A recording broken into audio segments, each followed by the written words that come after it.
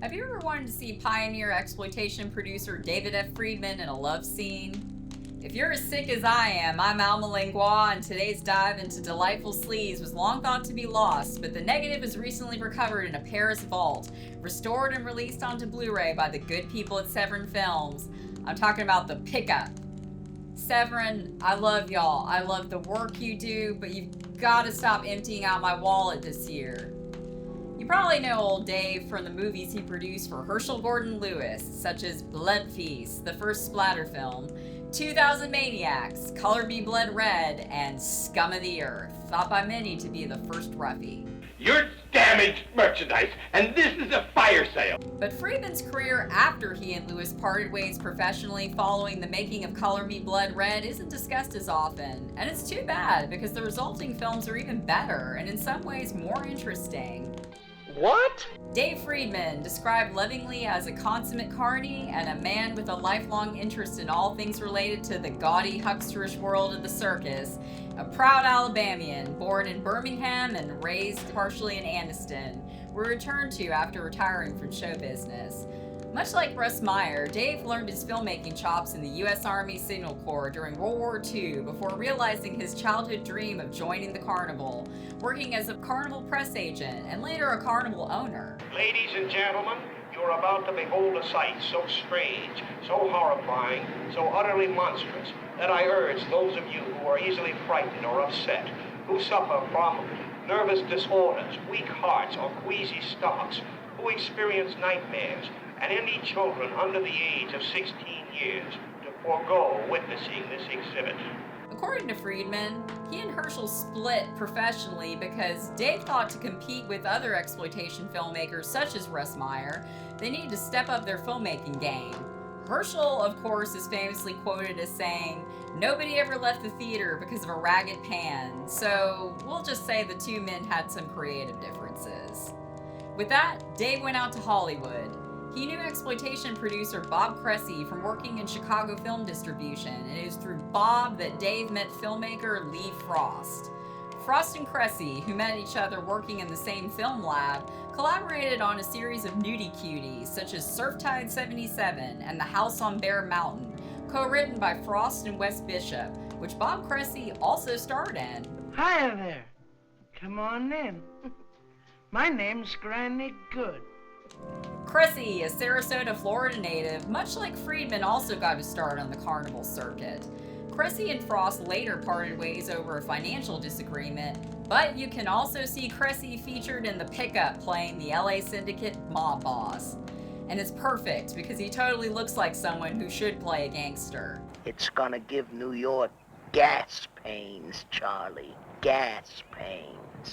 Friedman was tired of the limitations of nudie cutie films, which he ultimately thought were repetitive and honestly pretty lame.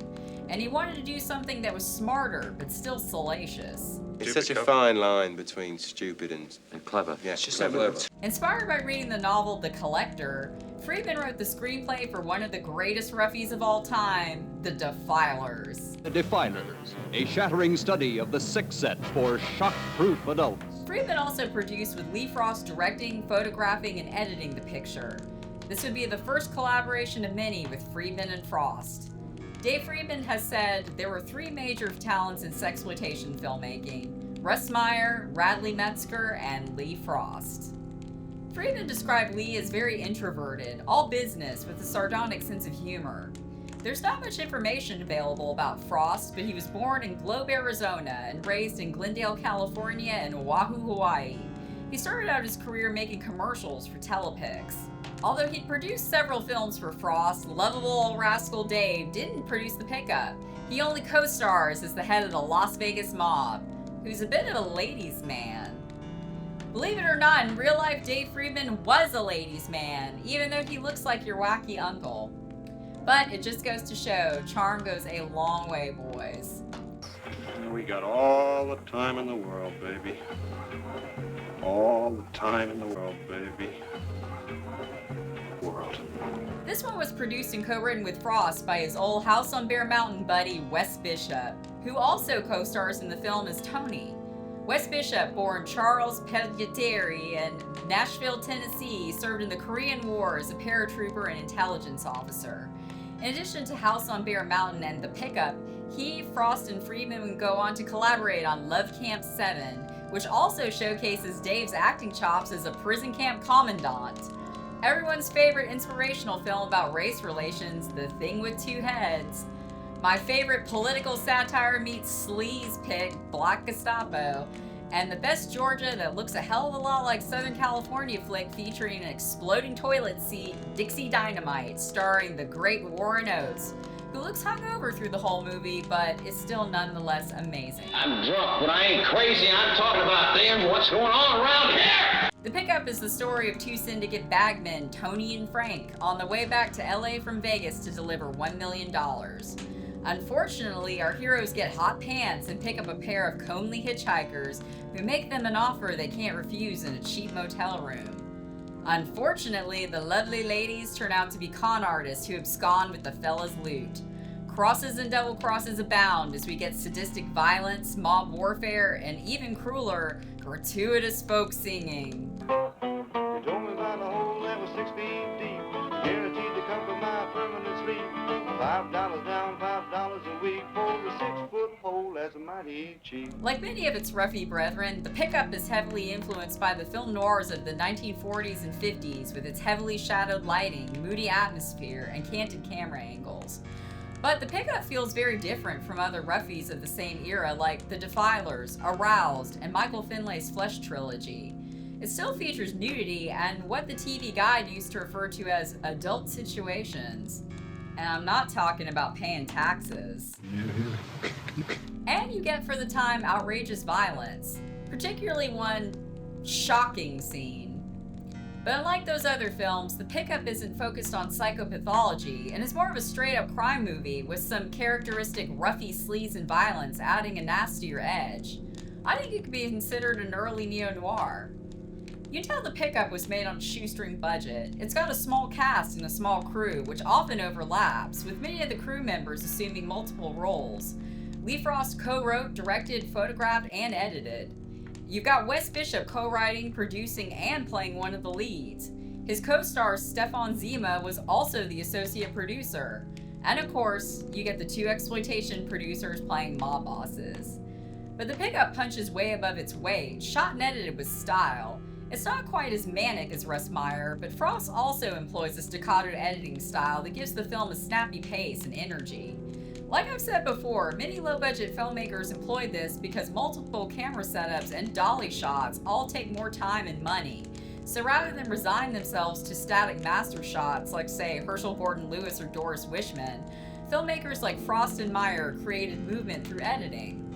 The script is well written too, with some great patter and zingers between the gangsters. All that, and it has a happy ending. I really love this movie, and I'm glad the Blu-ray release will give more people the chance to check it out. It's an example of how to make a cheap movie with chutzpah. And now, some exciting news. Big fucking deal. Ordinarily, I try to stay away from social media. I'm antisocial. I'm becoming dangerously amoral.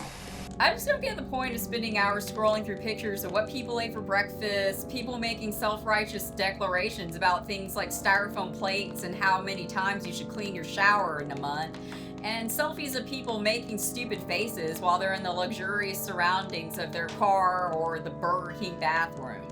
But if you want to see more of my cult movie obsession or find out more info about some of the writing projects I've got coming up, you can follow me now at Alma Lingua on X. And for all you rabid fans out there who want more, because there are certain movies that are difficult for me to talk about without incurring the wrath of the YouTube advertisers, Hey, what happened? you can now join me on Patreon for exclusive videos. And first up, I've got the film cited by several film critics as one of the most controversial films of all time. The film publicly condemned by the Vatican, banned in several countries, despised by prominent critics, and still censored to this day by Warner Brothers. I'm talking Ken Russell's The Devils. Coming in June, so check it out. You never knew nuns could be this fun. And speaking of which, join me next time for one of my favorite movies. Is a 12-year-old Catholic school problem child Alice hacking up her dysfunctional family, or is there some other weirdo intent on dropping the population of Paterson, New Jersey? Originally titled Communion, I'm talking about Alice Sweet Alice. But until then, stay sick.